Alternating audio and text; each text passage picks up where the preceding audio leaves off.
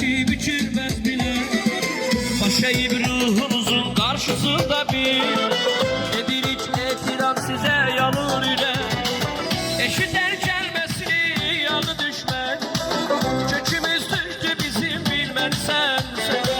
Gelmişik Koroğlu'dan Babəklərdən. Gürür duyur fəxir həm edir iftixar. Vətənin qeyrətin çəkən aslan tək olurlar ki var. Onlar var olduqca dizlərimiz yerə gəlməz.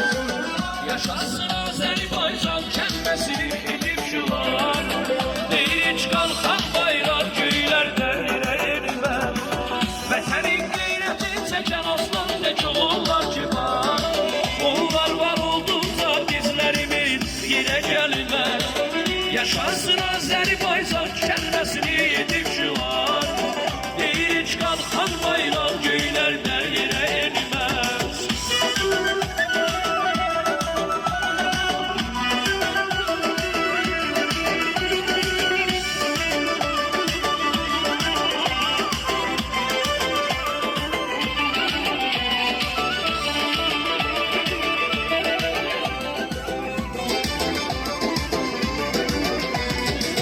Ali Başkomandanın siyasetinden, danışın gazilerin şücayetinden. Yumruğumuz başa saldı düşmenlere, kan ile torpaq qarşılar vətən. Batır Şuşalar ağdan dərdi, Zəngilan Xocavənd Xocalı geri gəldi. Bu bütün türklər için büyük sifəti, edə bilməz bunu heç kəs inkar. Vətənin qeyrətin çəkən aslan tək olurlar ki var.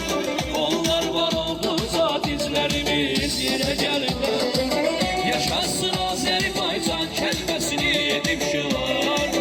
Deyir heç qalxan